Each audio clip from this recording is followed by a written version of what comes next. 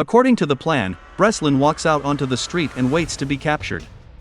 But things immediately go wrong. The moment he's shoved into the vehicle, the team violently scans his entire body. Within seconds, they discover the tracking device. Without hesitation, they pull out a knife and cut it straight out of his flesh. Then they inject him with a powerful sedative. When his teammates suddenly lose his signal, they panic. This isn't how the operation was supposed to go. When Breslin finally wakes up, he finds himself locked inside a prison cell made completely of glass. In this transparent cage, there is zero privacy. Even using the toilet can be seen clearly. Dozens of rotating cameras track his every move, so precisely that even his facial hair is visible. To make things worse, all the cells are suspended in the air. Digging tunnels is impossible. Security here is several times tighter than any normal prison. At this point, Breslin realizes something is wrong. This place doesn't match the prison described in the mission plan at all. When he finally meets the warden, he immediately gives the extraction code and demands to be taken out. But the warden laughs in his face. He says no code exists, and no string of numbers will get him released. Even the name of the prison doesn't match what Breslin was told. Before he can ask more questions, he's dragged back into his glass cell. Meanwhile, his teammates outside completely lose track of him. Inside the prison, the warden personally monitors his every move. Clearly, he already knows this man's reputation as a legendary escape expert. As the newest inmate, he quickly becomes a target. Older prisoners begin circling him, preparing to start trouble. Just as a fight is about to break out, a dangerous-looking inmate named Arnold steps in. Everyone backs off instantly. Nobody wants trouble with him. Surprisingly, Arnold approaches Breslin peacefully and offers help. Breslin stays cautious. He knows trust inside this prison can get you killed. Over the next few days, Arnold keeps watching him closely. He notices Breslin constantly studying the environment, counting guards, and tracking camera movement. One day, Arnold asks directly if he needs help. At first, Breslin refuses. But after realizing this prison operates on non-stop guard rotations with zero blind spots, he understands escaping alone is impossible, so this time, he agrees and asks Arnold for a favor. Seconds later, the two intentionally start a fight. Guards rush in and drag them both away. Breslin is successfully sent to the isolation chamber. Inside the isolation room, he begins scanning for weaknesses. Suddenly, an intense spotlight blasts on, blinding him. But this isn't just light. The system also generates extreme heat. Within moments, the room turns into a burning furnace.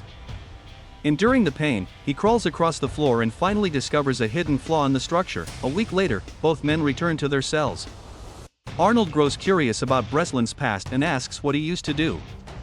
Breslin avoids answering. Instead, he asks Arnold to find him a smooth, round metal object. Arnold leaves to help. But instead of staying quiet, he secretly reports this request to the guards. Soon, Breslin is dragged in front of the warden again. When questioned, he refuses to explain and asks only for paper and a mirror so he can draw. The warden quickly realizes he's being played. Furious, he orders his guards to punish Arnold. They force water into Arnold's mouth with a hose, nearly drowning him. Only after a long torture session does the warden finally stop. Barely able to breathe, Arnold suddenly dives under the table and pulls out a metal part from a drain pipe. It's smooth, round, and exactly what Breslin requested. Seeing Arnold nearly die for him proves his loyalty. Breslin finally tells Arnold the truth, who he is and why he was sent here. But he also realizes someone deliberately set him up. Someone wants him trapped in this prison forever. Unfortunately for them, he refuses to stay locked away. Through observation, he figures out the prison is built vertically. He can hear flowing water below, meaning the structure sits above underground caverns or fissures. No matter where they are, all underground systems eventually lead upward.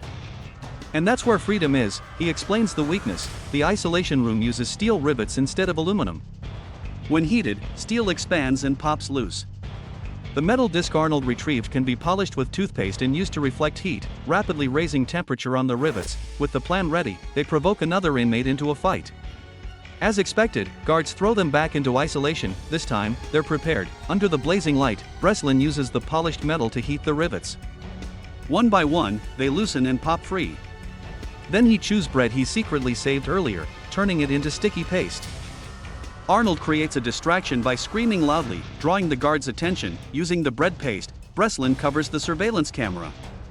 With the cameras blinded, he quietly removes the metal floor panel and drops into the maintenance tunnel below. However, security is tighter than expected. Many access doors are sealed. With no other option, he begins climbing upward through the narrow pipe system. Meanwhile, above ground, the warden is already moving in, unaware that the escape has officially begun. So far, no prison designed by humans has ever been able to hold him. This is already the 15th prison he's escaped from. And this time, he plans to break out using nothing more than a simple milk carton. Inside the carton is a thin wax layer. When peeled off, it becomes the perfect escape tool. During yard time, he secretly presses the wax sheet onto a keypad lock.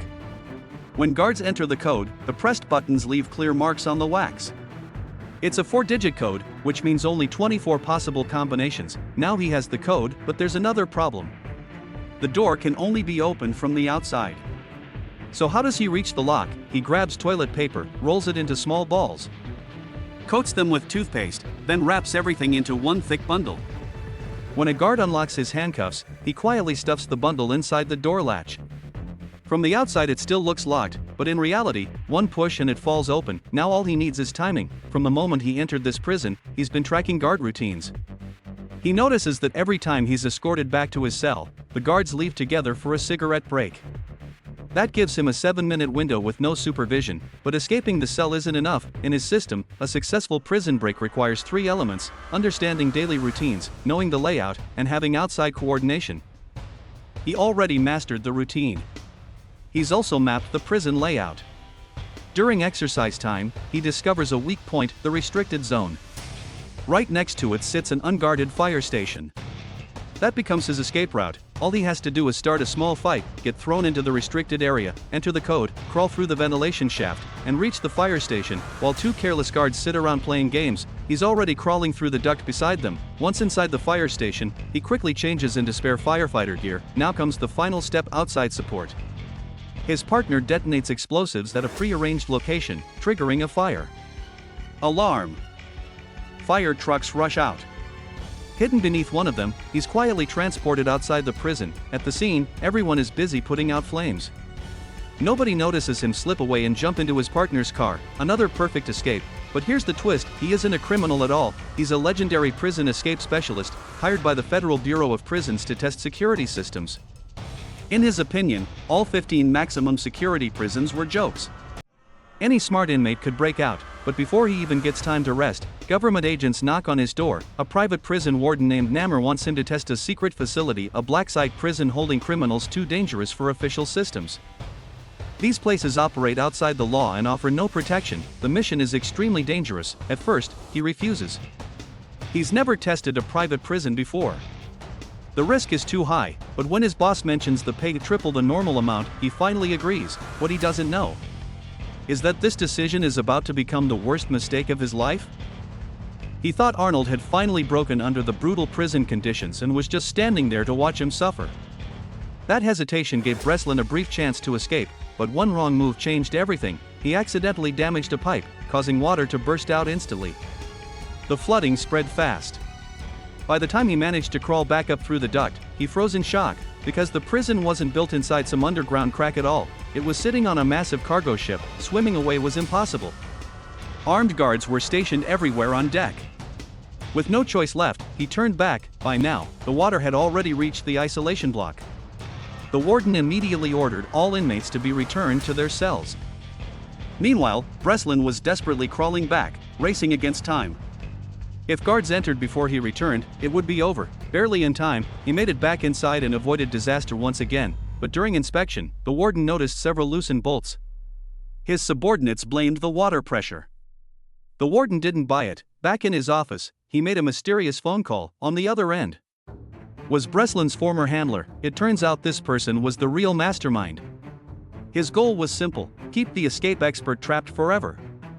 If Breslin disappeared, all his assets would legally transfer to him. Meanwhile, the warden had his own ambition. If he could imprison the world's greatest escape artist for life, this floating prison would become famous nationwide. His name would be written into history. From that moment on, torture became routine. Every night, guards banged on the glass non-stop, making sure Breslin couldn't sleep.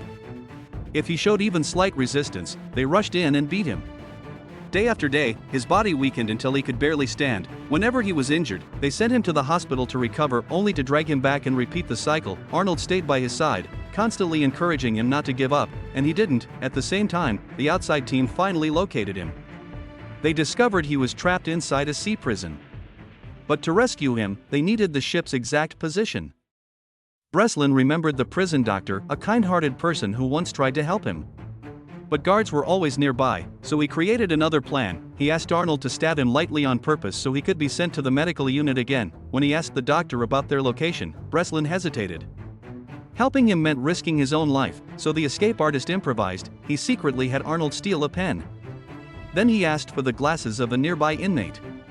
Together, he planned to build a simple sextant to measure the ship's position using the sun, but before they could finish, surveillance officers noticed suspicious behavior. Guards rushed in and dragged Arnold away. Thankfully, the measuring tool had already been hidden. Breslin was thrown into solitary confinement. No sunlight. No human contact. Eating, sleeping, and using the bathroom all happened inside that tiny box. The warden even mocked him, saying this prison was built based on his own security research. Breslin finally snapped. "Let me go," he warned. "And I'll pretend none of this happened. If you don't, I'll burn this place to the ground on my way out." Instead of fear, the warden felt excitement. He wanted to prove his prison was stronger than the world's greatest escape artist. The next day, Breslin was suddenly released. The reason? Arnold's real identity. He was the leader of a global hacking organization responsible for breaking into international banking systems. Even though Arnold had been arrested, his network still operated. Governments had placed massive bounties on his group. The warden wanted that money, so they began feeding him fake intelligence while secretly preparing their own escape. They recruited a bald inmate who previously had conflicts with guards. Because of past tension, the warden trusted him easily. This man often prayed to the sky. Using that habit, he requested permission to go onto the deck to pray. In reality, he used the sextant to measure the ship's position, combining the angle readings with the direction of water spinning in toilets. The escape expert concluded they were in the northern hemisphere. It was November. The sea was calm. Warm air hovered above the surface. All signs pointed to one location, near the coast of Morocco. Now they knew where they were. But there was one problem left. They needed outside extraction. Breslin remembered seeing his own security book in the doctor's office. That meant the doctor admired him, so he revealed his identity and explained he'd been framed. After struggling with the decision, the doctor finally agreed to help send out a rescue signal. Everything was ready. They triggered phase 1. The bald inmate delivered fake intelligence to the warden. During night lockdown, Breslin tapped Morse code on the glass. It warned of a riot breaking out in Section C. At the same time, the doctor transmitted the rescue coordinates. The warden took the bait. He transferred most of the guards to Section C. The moment security in Section B dropped, the escape team moved. A riot exploded. Prisoners clashed with guards. Chaos spread instantly. By the time the warden realized he'd been fooled, it was too late. The escape team had only 11 minutes to reach the deck. They disabled the cameras and sprinted through restricted zones. But when they climbed toward the exit hatch, disaster struck again. The hatch used an electronic lock. No power access. They turned back only to find the doors sealed shut. Guards flooded in. Gunfire erupted. They managed to hold them off briefly, but the bald inmate was shot. More guards rushed in. Breslin finally realized something else was tracking them. Motion sensors. Even without cameras, their movements were still visible. There was no time to remove them. He made a decision. He would go alone. Someone had to reach the engine room and shut down the power grid. That would disable the magnetic locks for 5 seconds. 5 seconds was only enough for one person, the bald inmate. Stayed behind to cover them. Arnold escaped through the corridor while Breslin sprinted toward the engine bay. He reached the control system and shut everything down. Power collapsed. Arnold had exactly 5 seconds. And he made it. At the same moment, rescue forces arrived and stormed the deck. The warden sent more guards pouring out of the ship's interior. Arnold grabbed a mounted machine gun and fought back like a war machine, holding the deck long enough for evacuation. Meanwhile, Breslin entered the ship's water tank, his final escape route. The furious warden screamed for him to come out. When emergency power restarted, massive water pressure surged inside the tank. Before Breslin could react, the flood blasted him straight out. A helicopter swooped in and pulled him up. The warden chased after them, firing wildly. Both sides exchanged heavy fire, just as the helicopter was about to be shot down. Breslin spotted a fuel barrel beside the warden. One perfect shot, explosion. The mastermind behind the prison was eliminated. They finally reached land. As Breslin wondered how they'd escape next, an off-road vehicle pulled up. Out stepped a woman from the intelligence agency. She smiled and said, "I've been your eyes and ears inside the agency." "Hello, Dad." She was Arnold's daughter. Everything suddenly made sense. She had orchestrated the entire mission to rescue her father. That's why Arnold approached him inside the prison from the beginning. But the story wasn't over yet. When Breslin woke up again, he found himself locked inside a shipping container, where the cargo ship was headed next. No one knew the movie ended here. Thanks for your watching. Leave your comments below and don't forget to subscribe for more videos like this, turn on the notification, and leave a like to help the channel out.